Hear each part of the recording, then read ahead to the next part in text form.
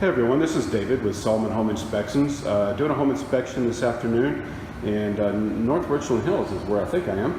And just inspected the air conditioning system and wanted to point out I'm actually in the garage, and there are air vents in the garage ceiling, and the air conditioner is installed in a garage closet.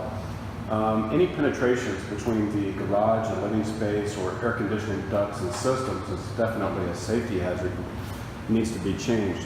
Also, the return air vent should not be from the garage.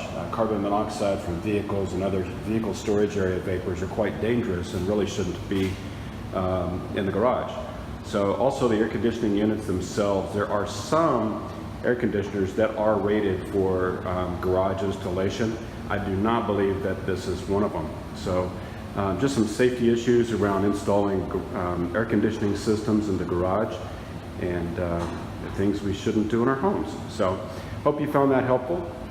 This is David with Selman Home Inspections. Hope you'll check out our website and order your home inspections today.